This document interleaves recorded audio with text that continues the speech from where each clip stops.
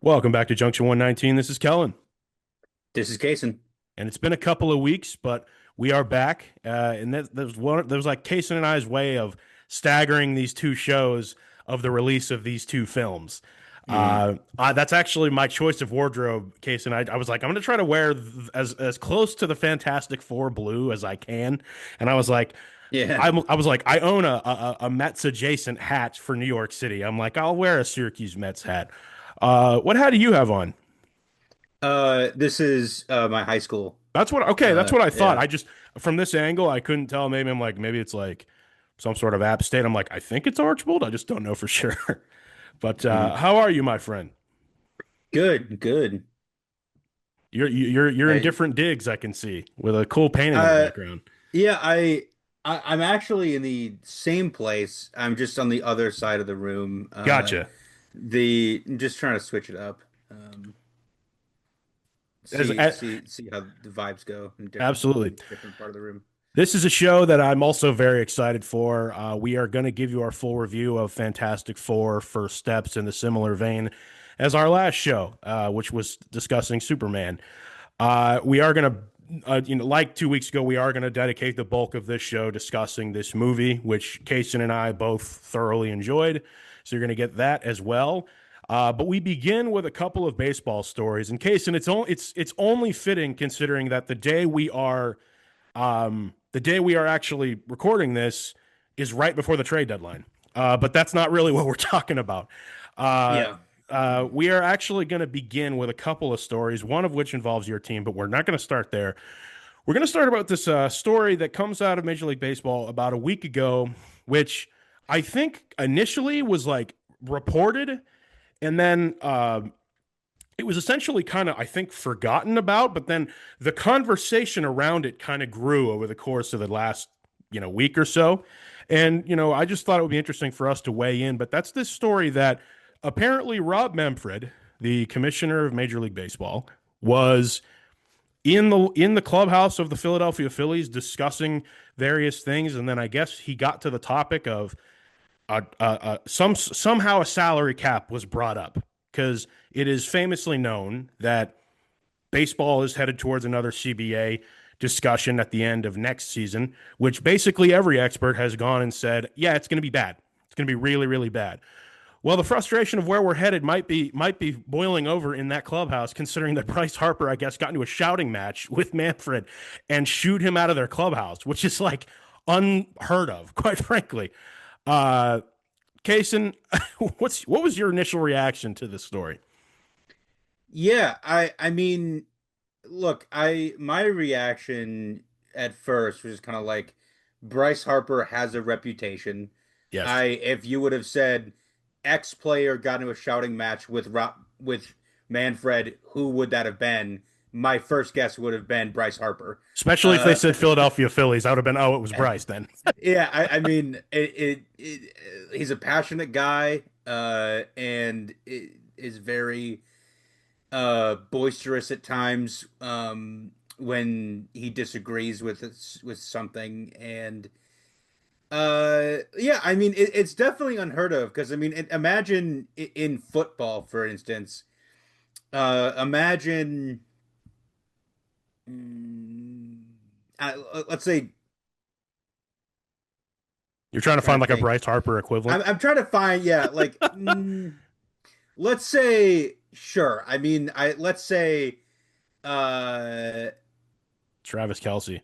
Travis I mean, Kelsey honestly, I just, got into a yeah, shouting match with Roger Goodell over some league issue. I mean, that's what we're saying here is that like some good, and I mean he's talented, he's a well, I established veteran, um gets into an actual like verbal altercation with with Roger the Goodell and commissioner of the league. sends him And out.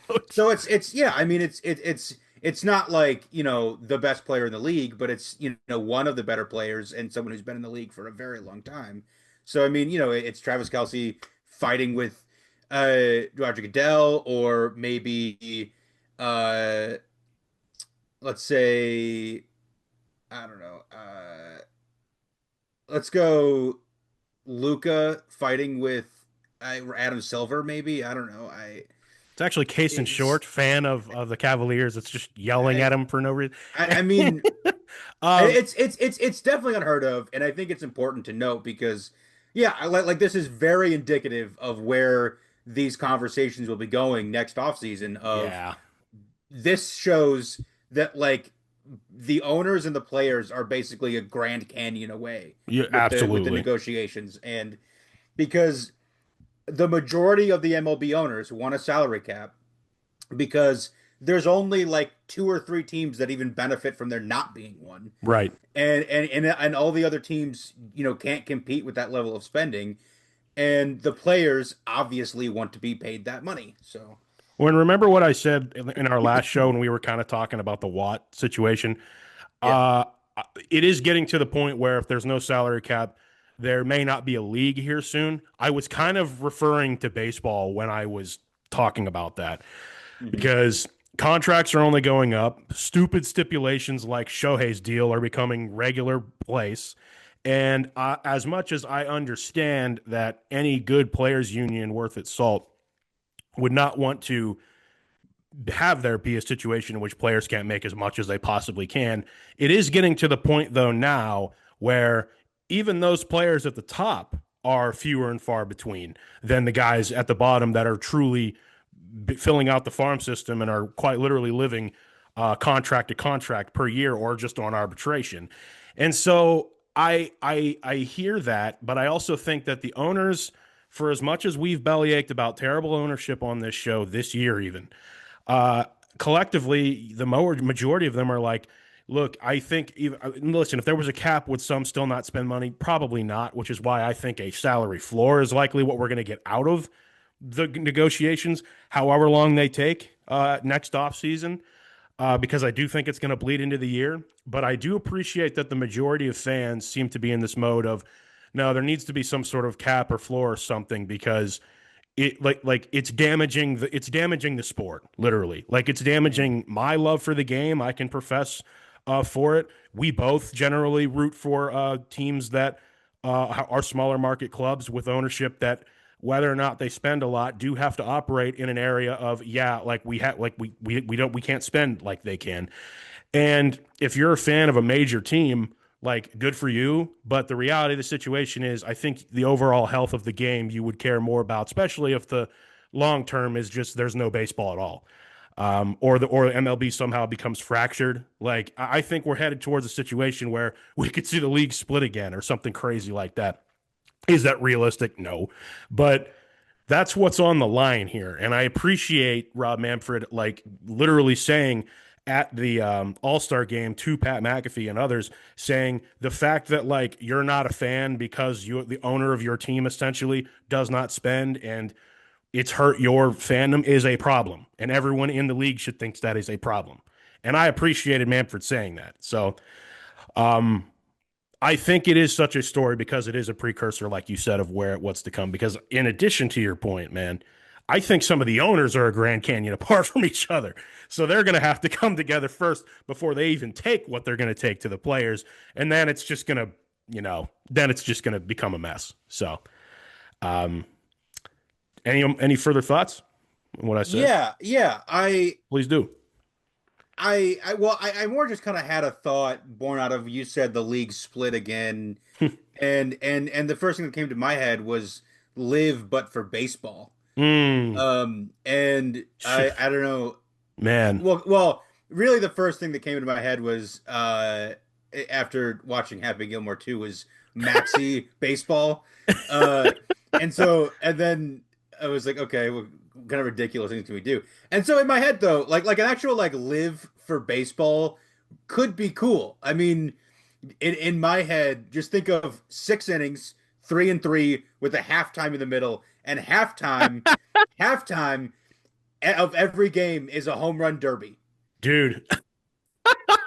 Now, see, now you're talking about stuff that, like, if Banana Ball is listening, all right, write that down. Write that down. We gotta take advantage of this. I Right, mean, but right there, like yeah, like the I don't fact that consider Banana Ball like like that's essentially like the Harlem Globetrotters of correct, and baseball. I Like, get it, but like the fact that so many people are like are more excited to go to like a banana ball game. Like the fact that they can legitimately sell out football stadiums in this country, and baseball is like very much like, I wouldn't say it necessarily a dying game, but it's definitely an aging game.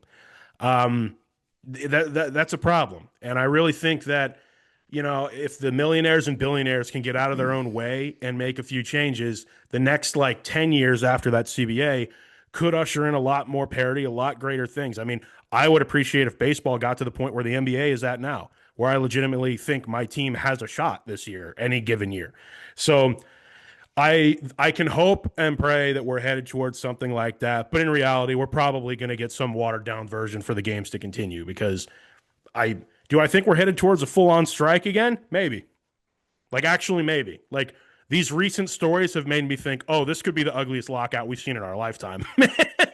So, yeah, It definitely could go that way. it could. So keep your eyes on that. We'll be talking about it no doubt a year from now too, dude, because it'll be getting closer and closer, and quite frankly both sides will be lawyering up about now a Yeah, year from now. yeah, exactly.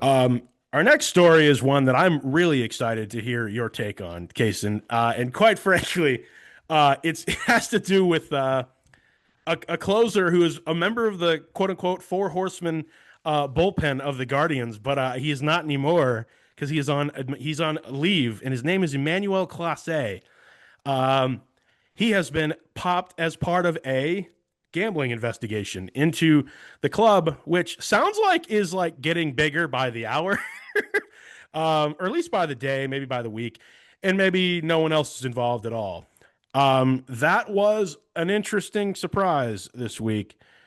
Thoughts? You can take it away here. Um, well, what I can say is it seems like every day there's just another like uh apocalyptic headline coming out of Cleveland, whether or not it's the Browns training camp or somebody else from Cleveland from the Guardians is going to uh leave for investigation for I don't Lex I don't Luthor know. splits ground in half. Wait, no, that's a It's movie. literally like it's literally like every day I go on Twitter and it's like, oh, so and so's out for the year, so and so's going to prison, so and so. It's just like, what is happening?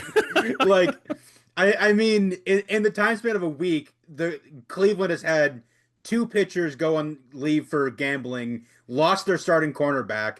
It's just so many things happening all at once that like it is confirmed the city is cursed. Like the city is cursed. Well, that's not the direction I thought you were going to take that whole sentiment. I thought you were going to say another apocalyptic headline coming out having to do with gambling. Well, that too there is always there's been so many stories about that just in like the last year of going all the way back to Jonte Porter Hmm, and uh and to the point where I don't know if you've seen this quite yet, but I just in the last few hours because of what happened with Class A, the governor of Ohio yes, is pushing to ban prop bets within the state. which I think is And objectively a good thing, by the way. and that's precisely why there's already limited betting options for colleges. Yeah, And I know this and the thing is like this was a conversation when like everybody started legalizing sports betting of like this is going to happen and yeah, it is. And I think that is something, definitely worth taking a look at of, why why and how are all of these players all of a sudden feeling the need that they can do that or feeling like they can just get away with this when yeah. absolutely not. The I brazenness of it mean, is a little bit insane. Like I don't, it's unbelievable, and it's also unbelievable just because I get that like athletes are competitive or anything, but it almost takes me back to the idea of Black Sox scandal. Back then, there wasn't the money that is involved in these sports nowadays. You telling me a bunch of millionaires still are gonna bet on whether or not a pitch is a ball or a strike to start? I mean, And it's made even more, if you're not as familiar, Class A last year was one of the greatest closers in baseball. This year, he's kind of fallen off a bit, and it's incredibly suspect looking now, given that this is the situation. Well, yeah, I mean, because people immediately were like, "Wait a minute! If we go back to that Tigers series at the end of the season last year, like, was there something fishy going on back then?" And like, I remember having a meltdown on the show about him blowing that series, Yeah. and like, I was like, "This makes no sense." Now it makes sense. Now it makes Now it sense. makes sense. You did. I mean, that's the thing that's interesting. I will say this.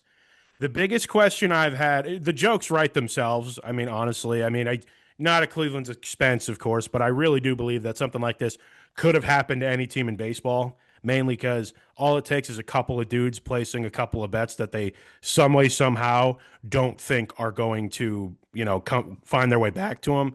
And then it does, of course. I guess my biggest question I've had over the course of this week is how big of an, like, if it's true that like there was a ring or whatever, gambling ring, however big it is, what kind of example is Major League Baseball in a situation where they have to set, basically? Like, how big of an example are they going to make out of these guys? Because it used to be obviously lifetime ban back in the day. Nowadays, they have to honestly just be honest with themselves and be like, look, this is a problem of our own making. Everyone has like gotten into business with all of these companies. And my thoughts are maybe they'll treat it like PEDs. Like maybe it's like, okay, first strike is like half the season or whatever it is.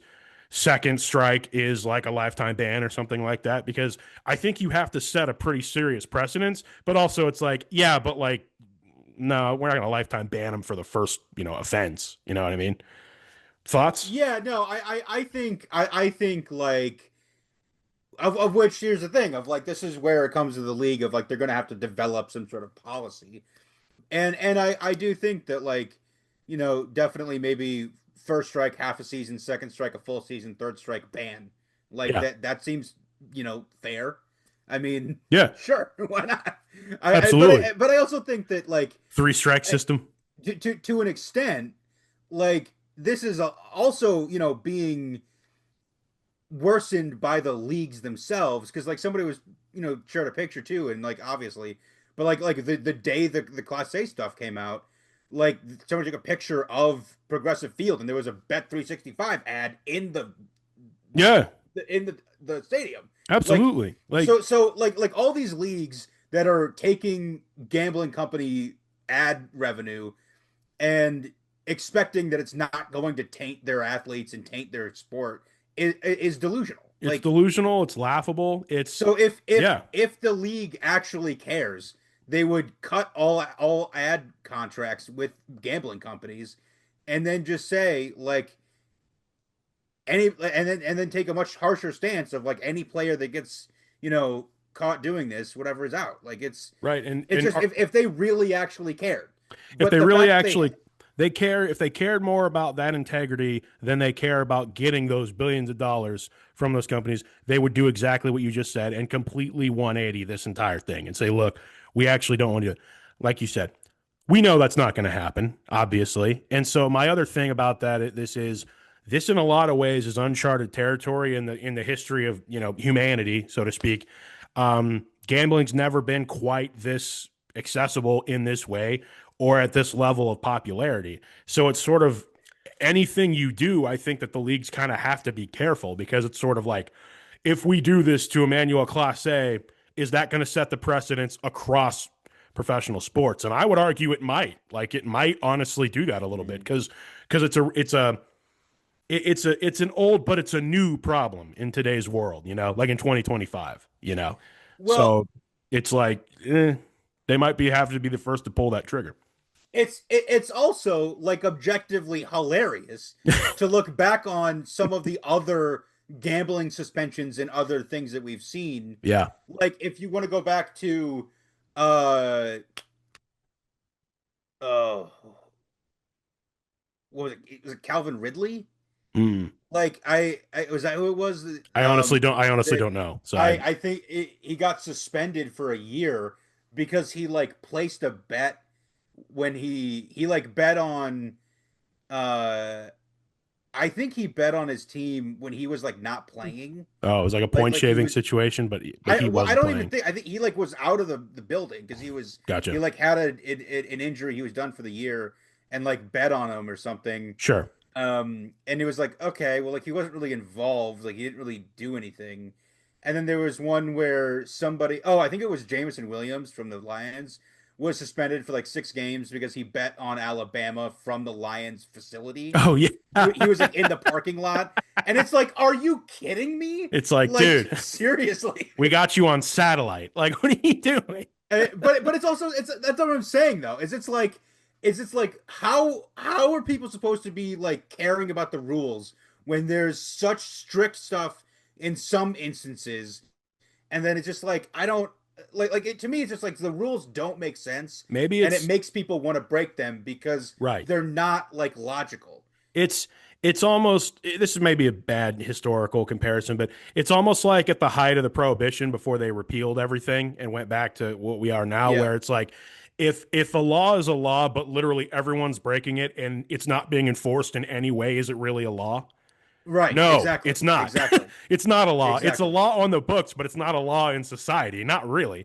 And so that's why these leagues have to be careful with this. And that's what I'm saying. Like, I think that this could be the turning point where, okay, now it's not looked at as very funny. Now it's like, okay, we have to find out what's happened and deal with this. That's also why I thought it's interesting that baseball said, we're gonna put him on leave because we have no idea what's coming down Yeah. yet. Um, Now they're taking the time to figure it out, basically. Right? the other thing too that I at least want to point out, which I think kind of there's an interesting like through line with just sort of this conversation. Sure. Did you see that story about that Memphis uh defensive back that I think was like cut from the team or something, Yeah. and then he sent the whole playbook to the UTSA quarterback Yes. before their game? A story that we didn't really talk about on here, but we are now, I guess. Yeah. So absolutely insane. Uh, Like, and apparently Wild, that guy's on the Purdue roster right now, from what I am understanding. wild stuff. Yeah. And so to me, like, imagine being a Memphis better and finding that out like a year later. Right. like, like that's insane. Like that Yeah. is like it.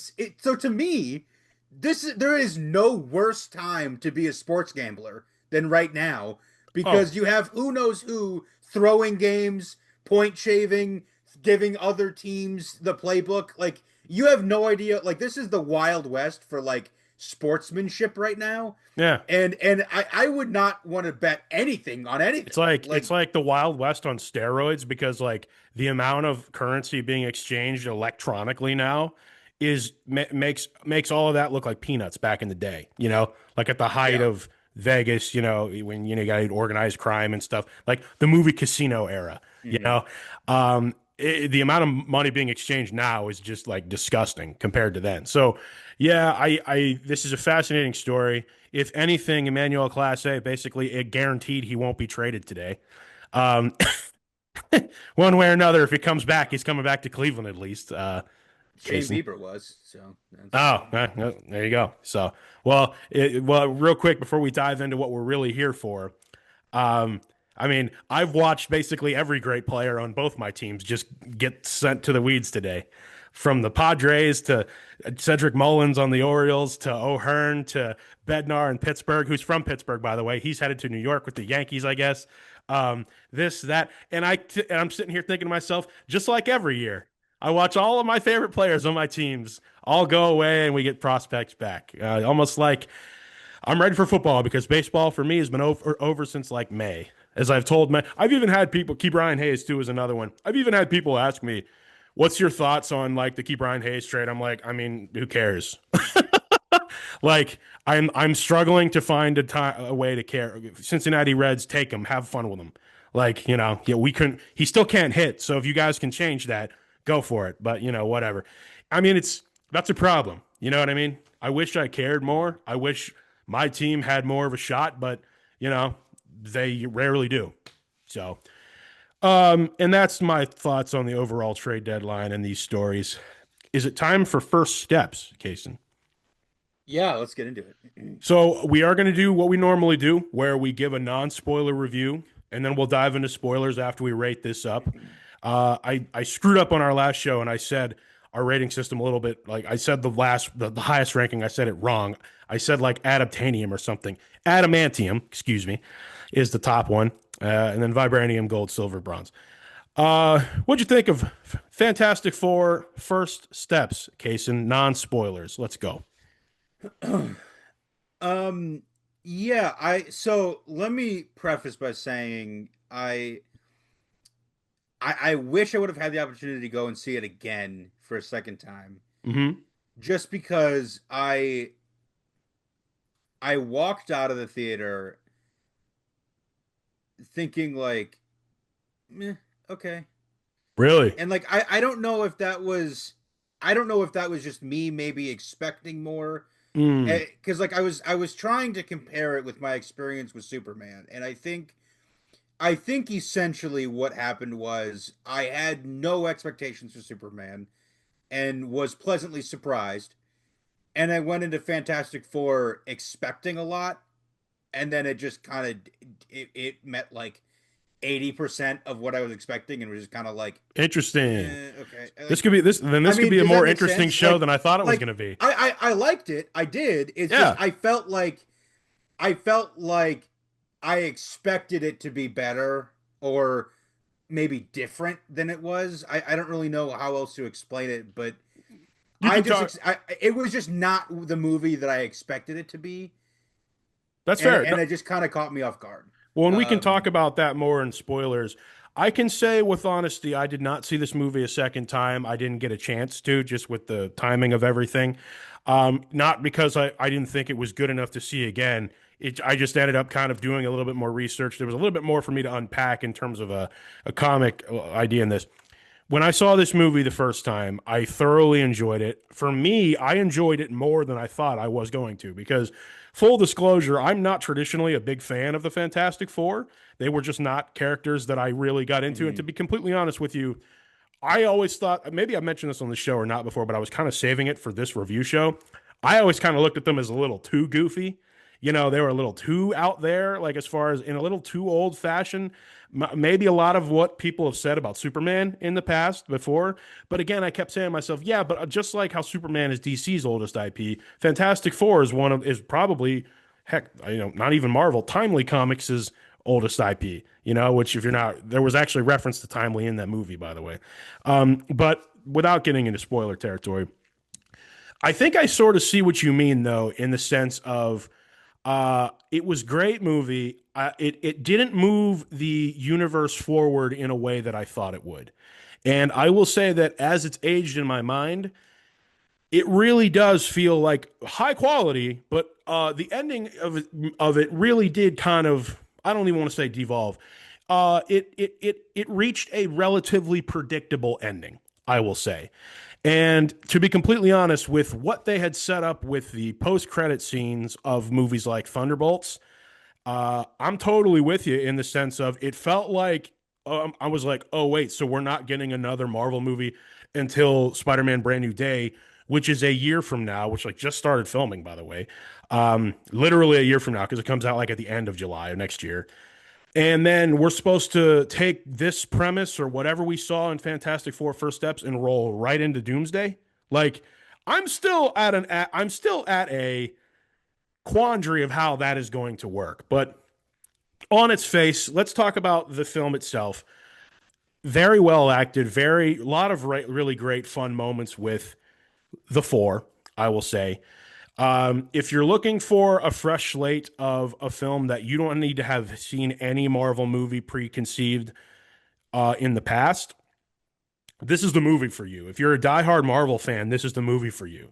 And that's a hill I'll die on. This is a really, really solid film and probably about as good as you can do the Fantastic Four on a big screen or even a small screen. Um, just because it is a very, very, very hard concept to pull off. And let's be real, they chose a villain in Galactus, which is incredibly, incredibly hard to pull off.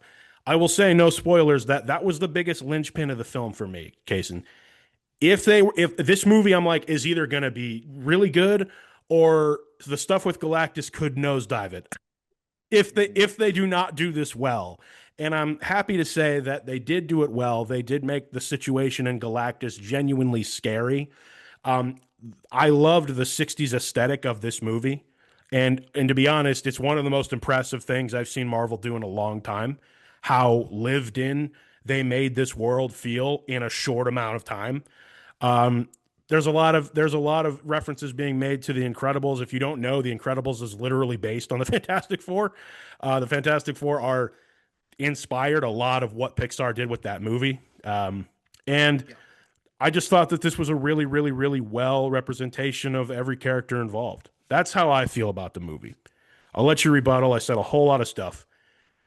Please, No, yeah. I'm very eager to get to the bottom of this.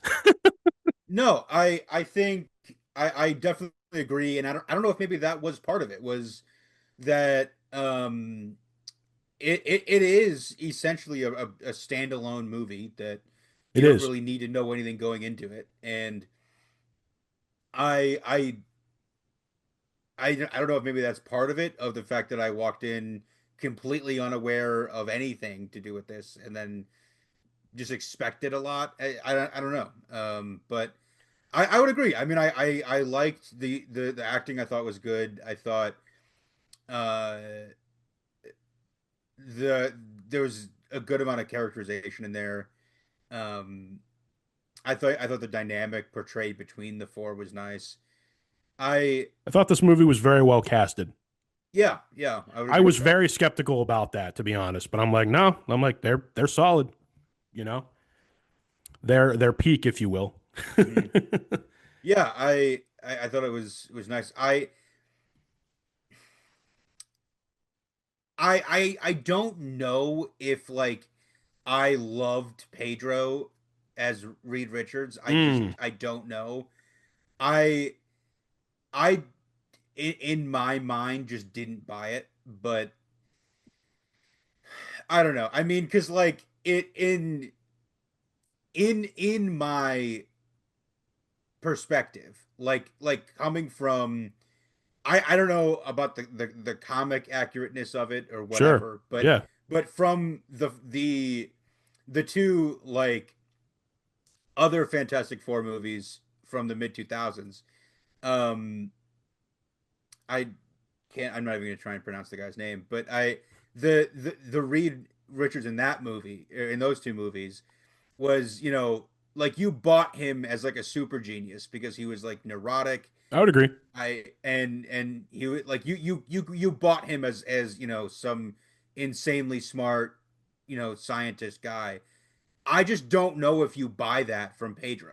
Like it, Hmm. I don't. What the second I saw that the casting was Pedro Pascal as Reed Richards, I was like, I always thought that was like a studio move to like slap a name on the project. And it might have been. I I mean, mean, honestly, I don't I know. I because don't know. I was one of those people that thought John Krasinski's very brief little scenes as Reed Richards in Multiverse of Madness was pretty good. Like I actually thought like he came off more as the traditional character. I think what doesn't help Pedro Pascal in this role right now is that he's in so many things that he feels a little forced, you know? He Yeah. feels like he's being forced on the audience. Is like, did you guys really pick him because he did the best at this role?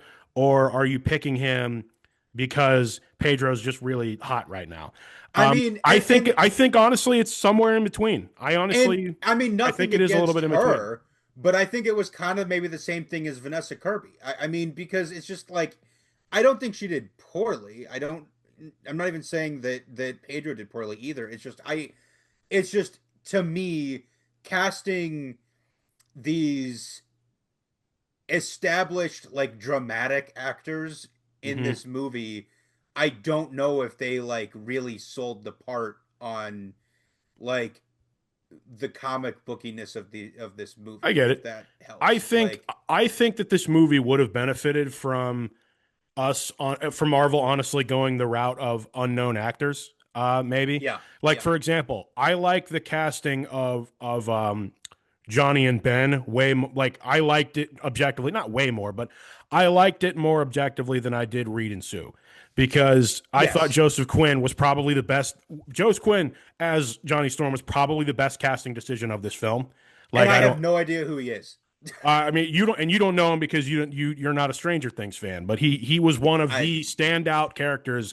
He was one of the standout, literally standout characters of Stranger Things 4, and you wouldn't Okay, know that because you haven't yeah, seen it. yeah, So that's where most people. That was like his big break. That's like when everyone like, oh, Eddie from Stranger Things. Like, yes, exactly that guy.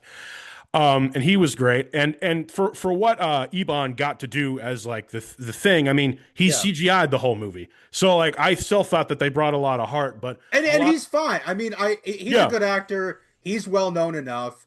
And but like yeah, like he's CGI most of the movie. right. And So so a I lot of you his know was in line delivery yeah. and in like stoic moments. And they did give all four great character interactions with each other throughout this movie, Mhm. which I really appreciated because from the jump, you really do feel like they feel like a family, but Yeah. also the cast talking about how it really felt like they became a family over the course of this movie. I think you can see it in interviews how much that they really got to bond with each other and like learn from one another. And I believe it because it comes across in the film. It doesn't feel that forced. And maybe you and I just disagree about how well the casting was because I did buy Pedro as Reed Richards. I thought Sue Storm was very well depicted by Vanessa Kirby. I did buy her as well. And I will say part of the fact that this is the intro of all four of these actors into the MCU is one of the reasons why I think it works. Because you can't take someone who's well known. I mean, don't get me wrong, well known for other stuff, but you couldn't take someone else from a Marvel project in the past and just insert them in as the Fantastic Four. This is supposed to be a different universe, a different world. It's Earth 828. They tell you in the beginning. So in a world where the Avengers don't exist, but it's the Fantastic Four, it was incredibly believable. And I think the script very much reflected that and led to a few of my favorite. There are two main things in this film that are two of my favorite things the MCU has ever done. And doesn't really sound like you're anywhere near the level of glazing this film as like I am, which is unfortunate to hear. I'm not going to lie. I mean, look, I like the movie. It's just I had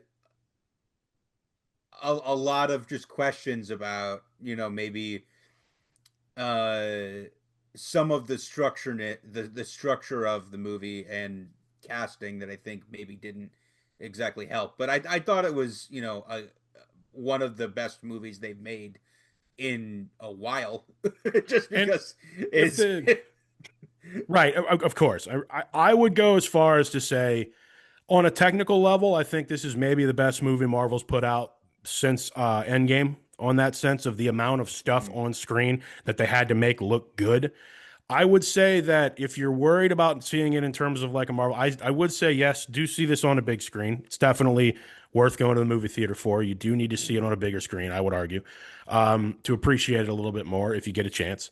I would add there's probably Casen been like a couple of a handful of times where I think Marvel's truly knocked it out of the park since Endgame. And it's happened maybe now two times, and I would argue this is the third. First was No Way Home, Spider-Man No Way Home, Mhm. for how weird it is, and in reality probably is going to end up being the peak of the multiverse stuff when it's all Yeah. said and done, because we thought it was headed somewhere else, and of course Marvel's pivoted. It's a whole mess. But and then I would argue Guardians 3 was another one, Mhm. was another high point. Elite, this movie's on up there with one of those. This movie is on that pillar of this is the standard we had on the way up through the Infinity Saga that, quite frankly, Marvel needs to stay on, as we talked about in our last show, because the Gunverse is coming.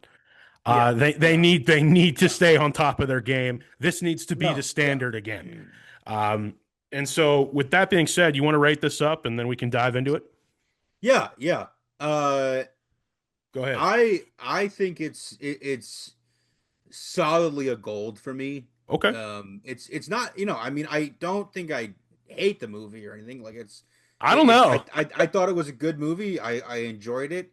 It's just I think I'm harder on it, I guess, because I built it up expecting it to go places and give answers that it didn't, Yeah. and now I'm sitting here annoyed.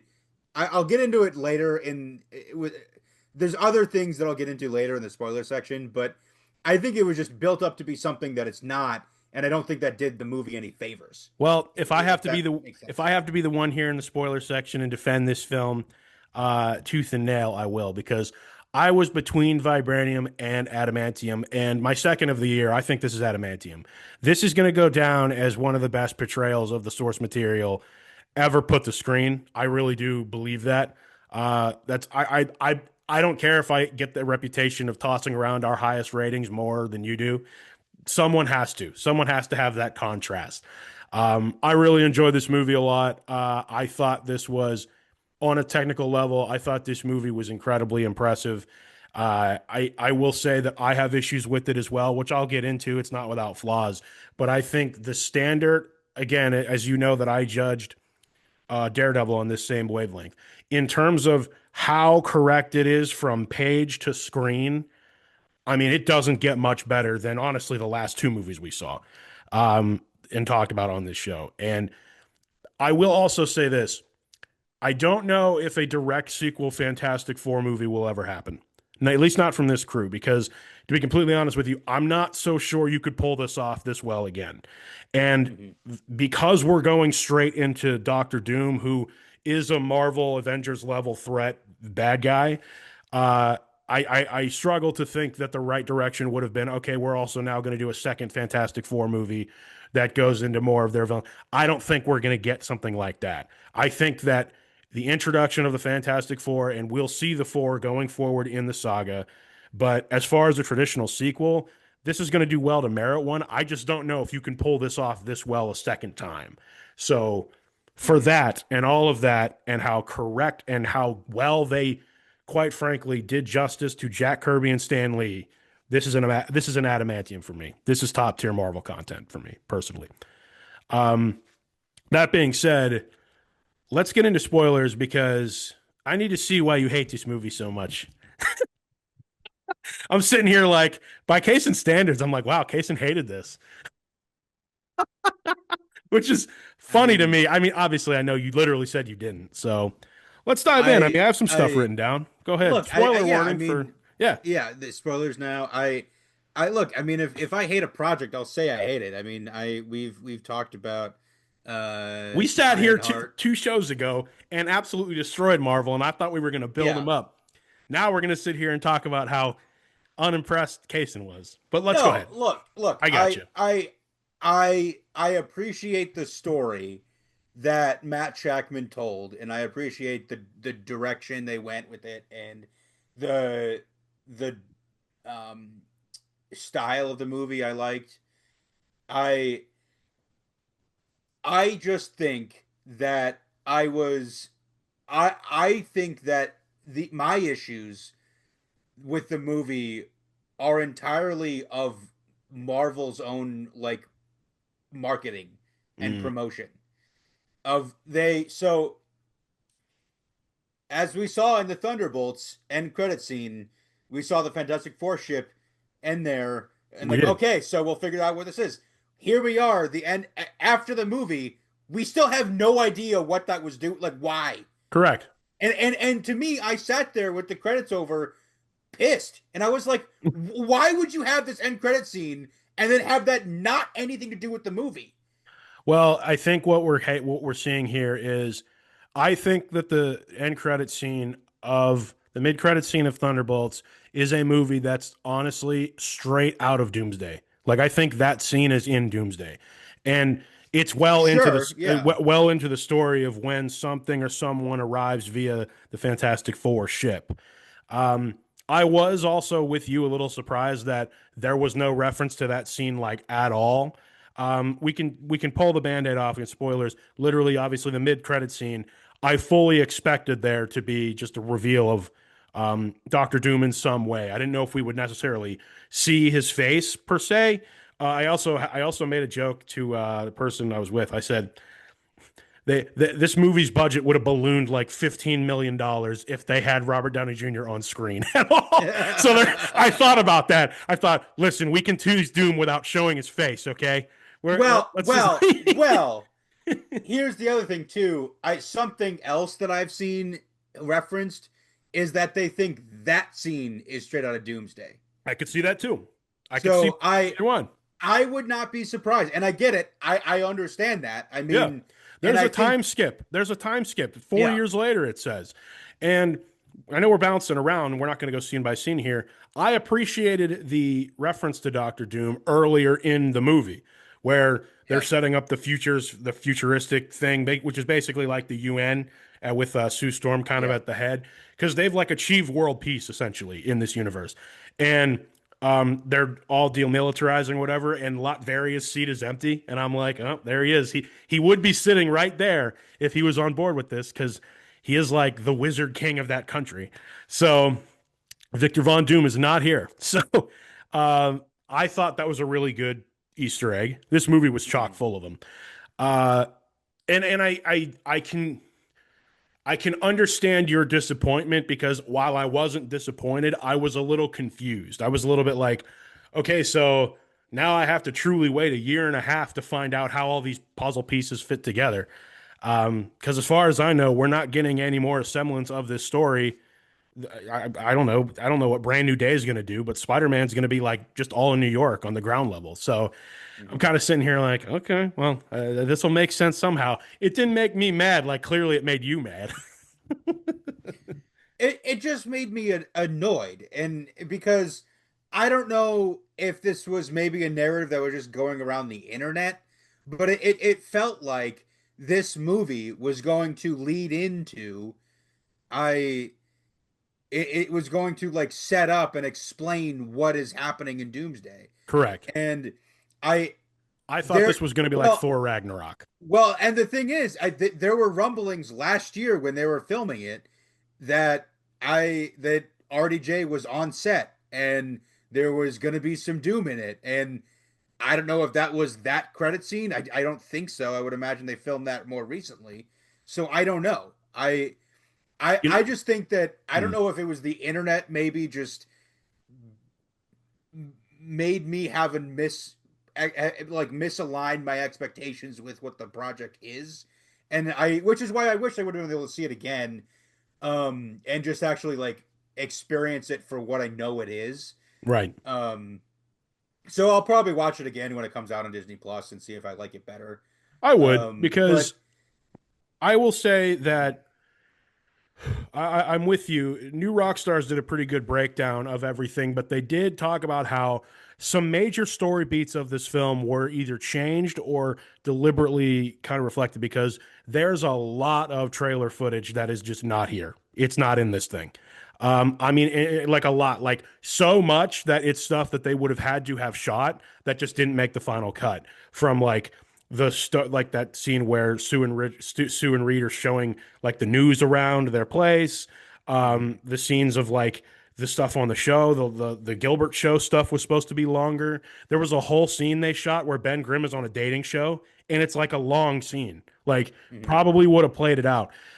There's rumblings that Johnny maybe went to Zen Law in this movie, which obviously is not in here, and that's how he found out about Shalabal's past. Shalabal's past. All of that stuff apparently was on the table at one point. And there's also the Red Guard guy. There was like images of one of their villains was cut from the movie entirely. The guy who Mhm. can control the animals. I forget his Oh, name okay. off the top of my head, but he was cut from the movie and famously said, "I was devastated to find out I was completely cut from the movie." There was whole scenes of this that were changed, and maybe the scale of the movie just kept coming down every time they would change things. Like maybe this was supposed to be exactly what you're describing, more of a lead-in instead of more of the self-contained story that I'm going to give it a criticism right here. Takes like zero risks. I thought for sure that they were going to lose or something at the end. Something more gargantuan was going to happen, or maybe they have to let Franklin go or something like that. Yeah, well, so this is a good point to bring this up. So Yeah. I think it was last year. it was at some point we were talking about this, and or no, I think it was earlier when we were talking about Thunderbolts, and I think I was talking about the idea that maybe they were all on the ship in Thunderbolts because Galactus ate their planet and they were flying somewhere else to Correct. be saved, and like that, like I was hoping for something like that of like they lose of they need some sort of like characterization development of like they lost and instead they won. They beat Galactus and they're just like, oh, the most powerful group ever. It's like, okay. But my thing too is when you have the scene to where Sue's pushing Galactus, which okay, pushing him into that portal I can defend and that. Go ahead. she like collapses and I think effectively dies She died. and then comes back. There was no actual thought that she was dead. Why? Because Marvel released she's in Doomsday already Right. 3 months ago. A lot of people Like said that. Yeah. it was like that moment would have actually meant something if we didn't know she was going to be in Doomsday. A lot of people, and I'll be honest, in the moment, I had forgotten that her chair was in the lineup there. I genuinely think that they should have concealed that because I think that moment would have been powerful. I still thought that moment was powerful because just because her chair is there doesn't necessarily mean it's this Sue Storm. I thought that might be the I case, like sure, because I'm sure. still thinking multiverse. Like for this to work, multiverse is at play somehow. Yeah. And I will say this: as far as Sue Storm pushing Galactus back, you probably wouldn't know this, but I can send some TikToks after the fact. Sue Storm is technically the most powerful of the four of them because her power comes from like UV light or whatever. Bottom line, her power comes from the same powers that the Celestials have. Okay. And in the comics, there are various comics where she not only kills Celestials, she punches through them and things like that. Celestials on the scale are more powerful than Galactus. Okay. And I took that as because Galactus is still not as powerful as a Celestial.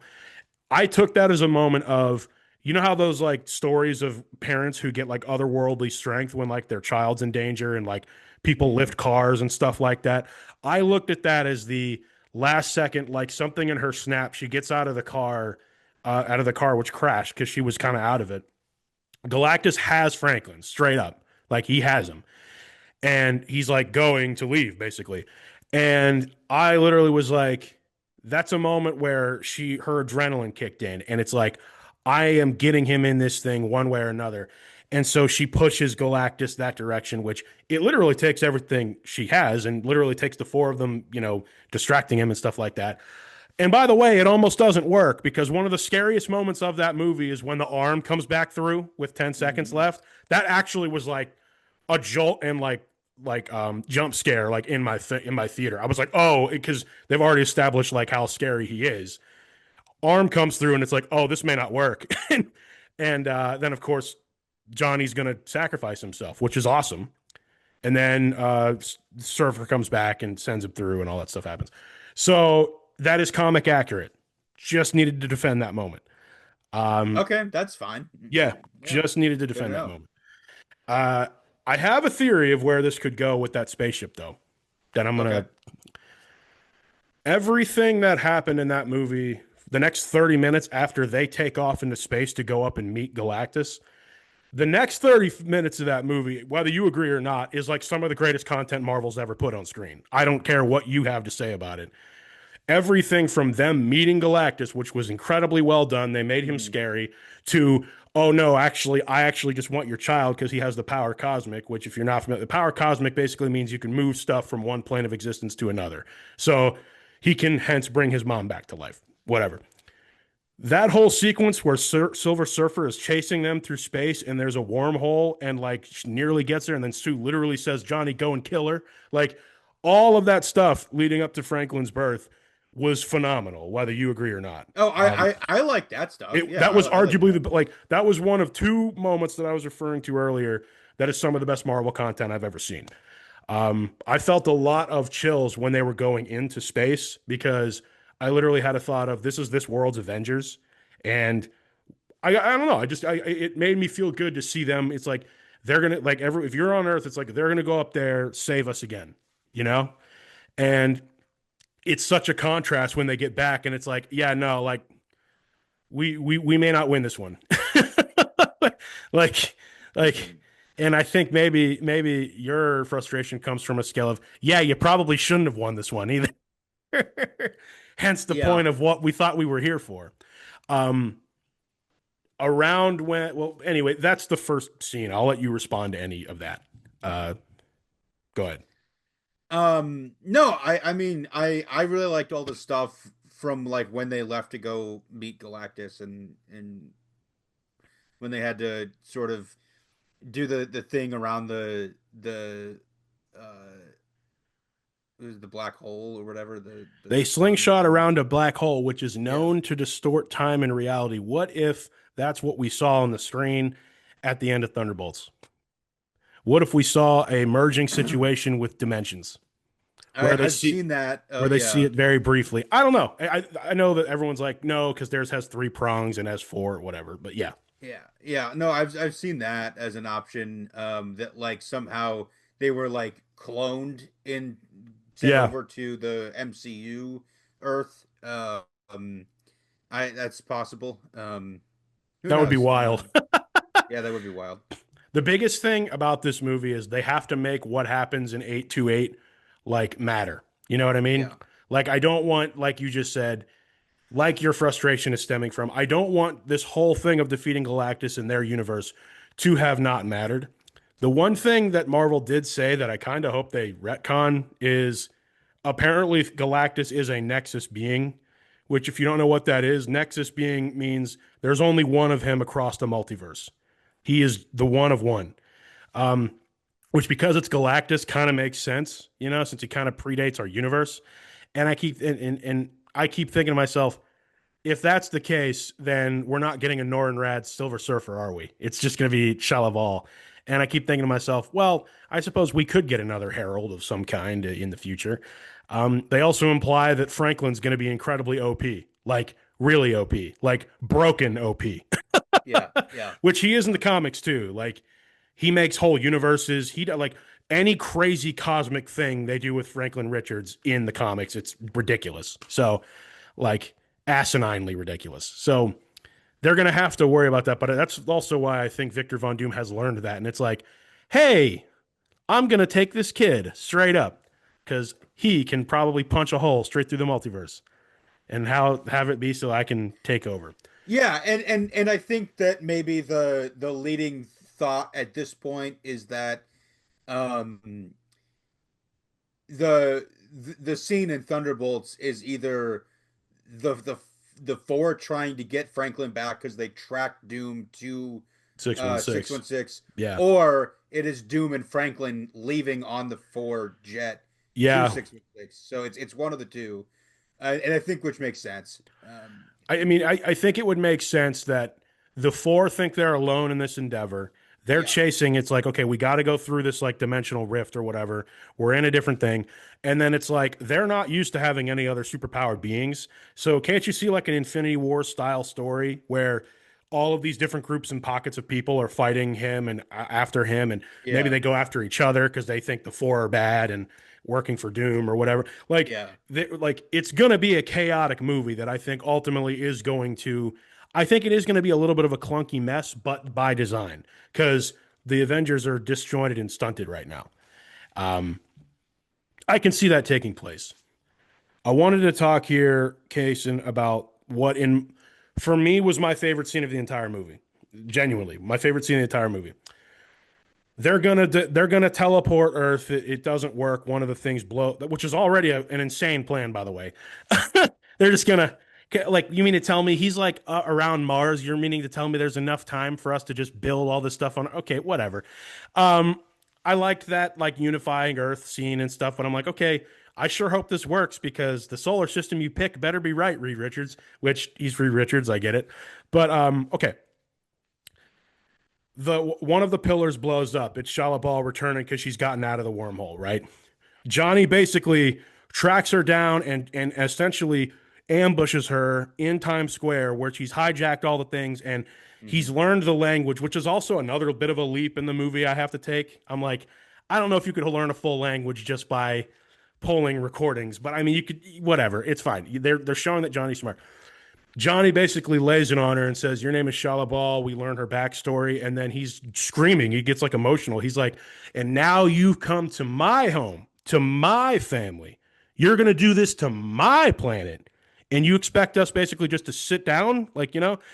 And he's trying to turn her, and ultimately he's successful. It's just wait. It's not until the end of the movie, but it's like once she's finally confronted with all of the damage and pain she has done in the name of this being, this cosmic being, it's sort of like a guilt of she doesn't get to go back to her home planet, but her home planet's safe. It's like, yeah, but what about all those planets you let him eat?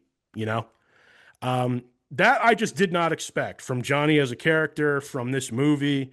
I did not expect them to include a scene where you actually get to see no, Johnny's actually smart too. Like he's a womanizer, but he's a smart guy too.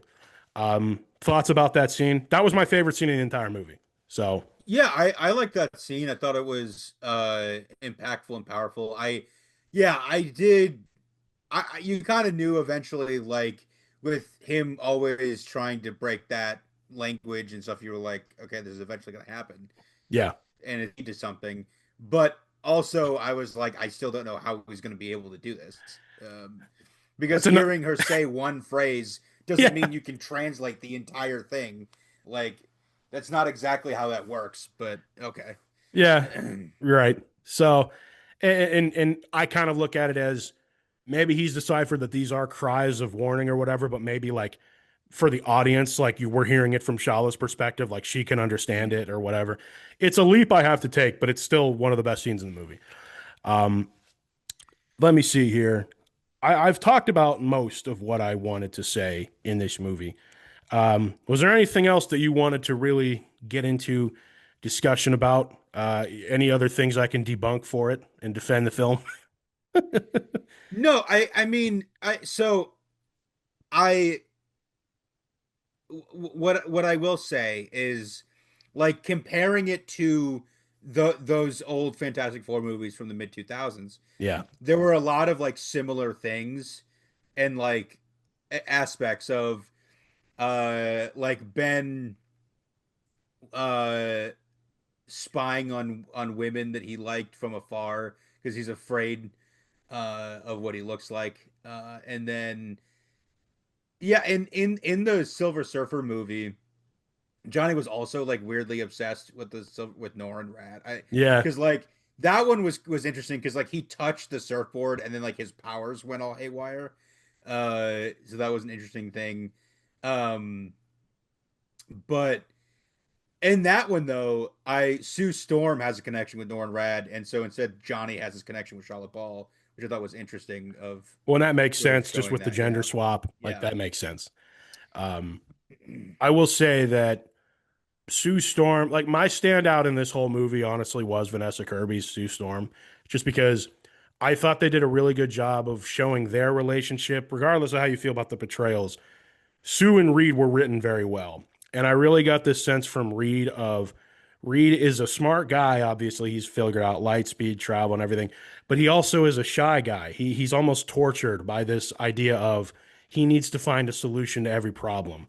And even one of the best written scenes is in the beginning when they're talking about what they did. It's like, well, we were out in space, and due to miscalculations on my part, and then Sue literally says under her breath, she says, "Stop," and he says, we came back with we went through a dimensional rift and we came back with anomalies or whatever he said. I'm like, this man is so hard on himself, but I also think that he's tortured by knowledge. That's Reed Richards. That's really really well done. So I thought Pedro's portrayal of him as kind of this tortured genius trying his best to save the world, and now his son came through. But Sue was mom in this movie. Like she truly had moments where she snapped and just went and did the thing. And I appreciated those moments. Probably the most unbelievable thing that happens in the movie is her like giving a speech to the entire world, basically saying, "Hey, here's my son who you all automatically hate because we wouldn't give him up." She's trying. The speech she gives is good. I'm not saying it's not good, but it's a little bit unbelievable. I literally would have been like, "Hey, raise my hand. Maybe don't say right after you get back at a gotcha press conference, hey, all we had to do was give up our child and you all would be saved. Yeah, Maybe don't say that yeah, into a microphone in front of the entire world. I was like, that's not in character for them. Someone said to me, I'm like, yeah, but it's stupid. Like, why yeah, they could yeah. have just left that out entirely. Like, No, nobody would have known. yeah, Just don't we're say that. literally say, hey, look, we haven't defeated him. We haven't defeated, like, literally, Ben says, we haven't defeated him. And then Johnny's like, not yet, but we're going to. Goodbye, everybody. Going home. We just got back from space. Yeah, yeah. Also, I like mean, for I the got to record, admit that. I got to admit that. yeah, no, like the post game press conference after landing back on Earth Where is they a little come back, insane. where they come back with child, and it's Yeah, like, whoa, she was pregnant when you left. Like, some stuff happened up there. Like, maybe give a little bit of that, but I wouldn't say, oh, hey, by the way, Galactus said he'd spare all of you for this kid. It's like, yeah, maybe keep that in the yeah, family. yeah, Keep that yeah. in house. Don't say that at all. You don't need to make all the family's business the world's business. You don't need to do that. But of course, it leads to the scene with Sue talking to the entire world, and I do like the line, "I will not sacrifice my child for this world, but I will not sacrifice this world for my child." In other words, Yeah, one way or another, whether it kills us, we're taking this guy out. I don't know how, but he's not eating the world. We're not gonna let you do that to this.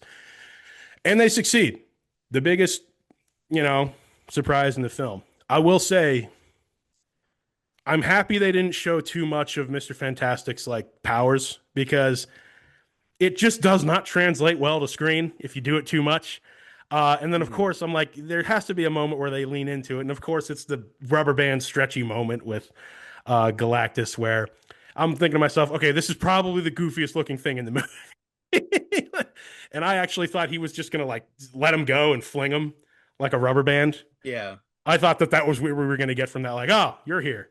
Bam. I thought something like that was going to happen. But instead, we yeah. get the No, it's clobbering time. So go ahead. yeah. I get it because yeah, there's no real way to CGI that and make it not look cartoonish.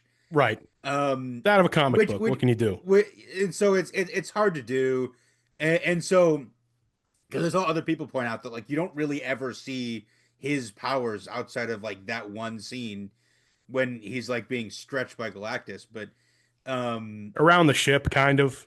You know, yeah, I mean you don't really see a ton of it, but there's yeah. also a scene in the montage where he kicks like the monkey through the tower. You see it Oh there. yeah, But yeah. anytime they really show him going full Mr. Fantastic, it just looks goofy. Like Yeah. there's not so much you can do. It makes me think of like Luffy from One Piece. Like it just is not something that looks good outside of animation. Mhm. But there was one more thing I was going to say, because this is a really cool Easter egg that you will appreciate.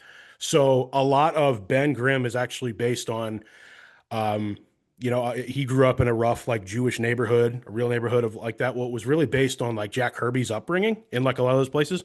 There's a direct reference to Jack and Stan in that movie. I don't know if did you catch it? It was when Shia LaBeouf first comes to Earth.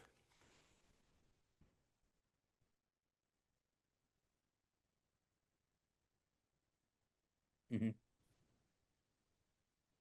Did you catch the uh, ode to like Marvel Comics in that movie?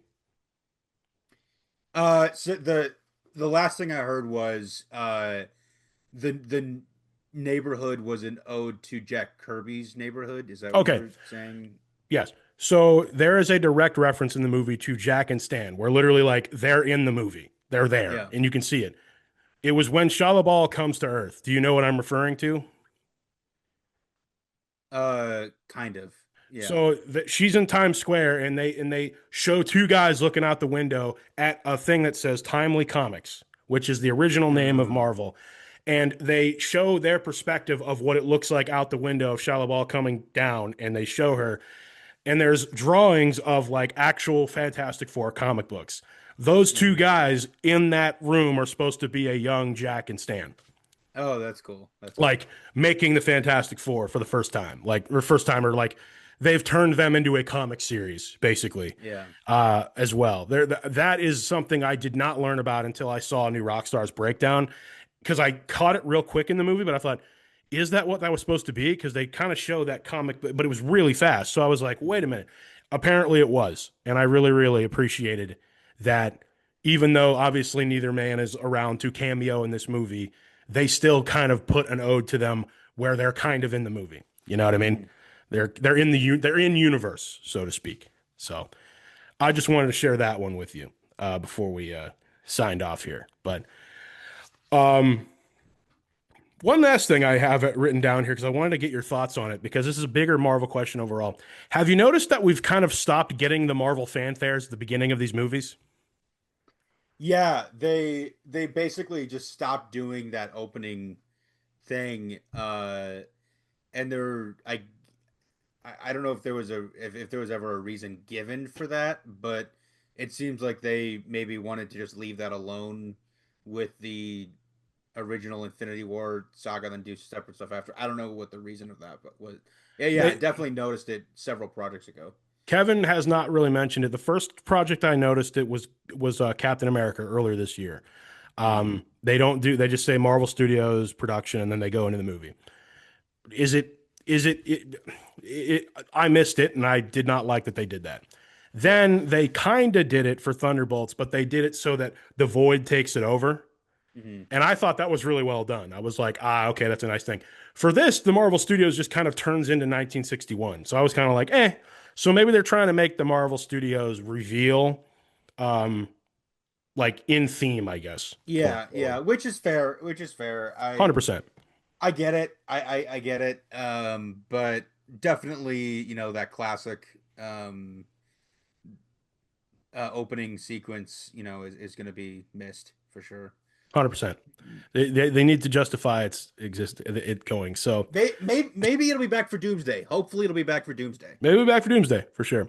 But that's essentially all I had to say on this film. I actually kind of liked that we disagreed on this one because I think a lot of the time we do disagree or we do agree on things, but for different reasons. Hmm.